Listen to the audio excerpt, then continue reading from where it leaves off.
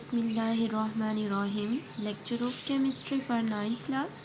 Today we will discuss about long questions of chapter number 3. So students, question number 1 given है. Explain the contribution of Mendeleev for the arrangement of elements in his periodic table. So इसका answer आपके पास page number 45 पे. So इस question का answer आप यहाँ से यहाँ तक मार्क करेंगे. Question number 2 है. Show why in a period the size of an atom decreases if one moves from left to right. So इसका आंसर पेज नंबर 52 पे है. So students, इसका आंसर आप यहाँ से यहाँ तक मार्क कर लीजिए. यहाँ तक. ये सेकेंड क्वेश्चन का आंसर है. क्वेश्चन नंबर 3 है. Describe the trend of electronegativity in a period and in a group. So इसका आंसर पेज नंबर 54 पे है. सो क्वेश्चन नंबर 3 का आंसर आप यहाँ से यहाँ तक मार्क करेंगे. क्वेश्चन नंबर 4 है. Discuss the important features of modern periodic table. इसका answer page number 57. Page number 47 यहाँ से यहाँ तक आपके पास इस क्वेश्चन का आंसर है. क्वेश्चन नंबर 5 है. What do you mean by blocks in a periodic table and why elements were placed in blocks. So इसका आंसर पेज नंबर 48 पे है. इस क्वेश्चन का आंसर आप यहाँ से यहाँ तक लिखेंगे. क्वेश्चन नंबर 6 है. Discuss in detail the periods in periodic table. So इसका आंसर पेज नंबर 49 पे है. इसका आंसर आप यहाँ से यहाँ तक मार्क कर लीजिए. क्वेश्चन नंबर 7 है. Why and how elements are arranged in a periodic table. So इसका आंसर पेज नंबर 47 पे है. सो स्टूडेंट्स, इस क्वेश्चन का आंसर आप यहाँ से यहाँ तक मार्क करेंगे. क्वेश्चन नंबर 8 है. What is ionisation energy. Describe its trend in the periodic table. So इसका आंसर पेज नंबर 53 पे है. इसका आंसर आप यहाँ से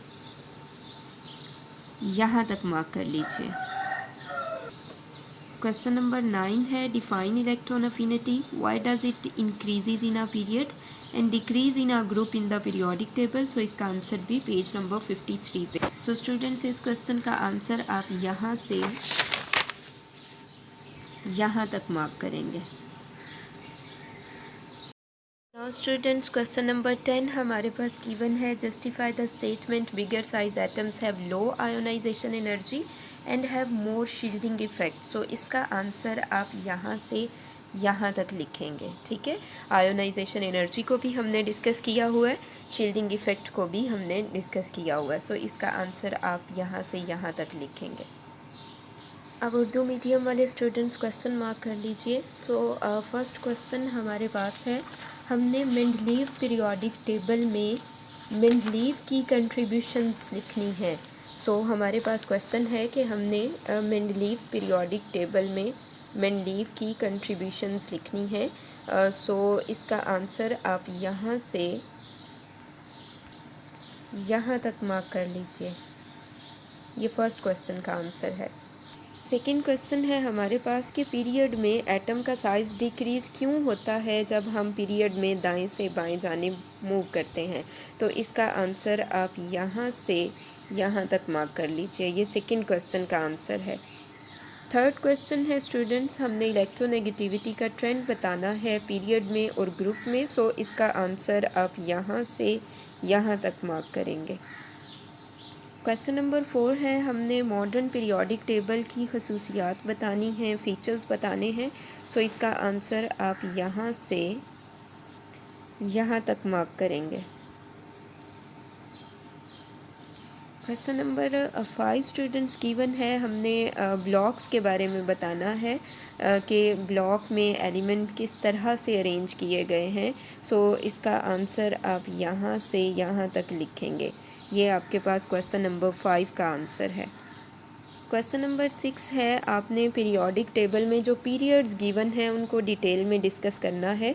सो इसका आंसर आप यहाँ से यहाँ तक मार्क करेंगे. क्वेश्चन नंबर 7 आपके पास गिवन है कि एलिमेंट्स को पीरियोडिक टेबल में कैसे और क्यों अरेंज किया गया है. सो इसका आंसर आप यहाँ से यहाँ तक मार्क करेंगे. क्वेश्चन नंबर 8 है हमारे पास, आयोनाइजेशन एनर्जी क्या है और इसका ट्रेंड हमने पीरियोडिक टेबल में बताना है। सो इसका आंसर आप यहाँ से यहाँ तक मार्क करेंगे। स्टूडेंट्स, क्वेश्चन नंबर 9 है हमारे पास, हमने इलेक्ट्रॉन अफिनिटी का बताना है और इसका ट्रेंड हमने बताना है पीरियड में और ग्रुप में। सो इसका आंसर आप यहाँ से यहाँ तक मार्क करेंगे। नाउ स्टूडेंट्स, हमारे पास क्वेश्चन नंबर 10 है, हमने ये बताना है कि जो लार्ज साइज एटम्स होते हैं उनमें ज़्यादा शील्डिंग इफ़ेक्ट होता है और उनकी आयोनाइजेशन एनर्जी की वैल्यूज़ लो होती हैं। सो इसके आंसर में आप पहले आयोनाइजेशन एनर्जी की डेफिनेशन लिखोगे, फिर आप इसमें शील्डिंग इफ़ेक्ट की डेफिनेशन लिखोगे और उसके बाद आप ये बताओगे कि जब एटम का साइज़ जो है वो लार्ज होता है तो उसमें शील्डिंग इफ़ेक्ट ज़्यादा होता है, जिसकी वजह से न्यूक्लियस की वैलेंस इलेक्ट्रॉन पे अट्रैक्शन कम हो जाती है, जिसकी वजह से लो आयोनाइजेशन एनर्जी चाहिए होती है वैलेंस इलेक्ट्रॉन को रिमूव करने के लिए।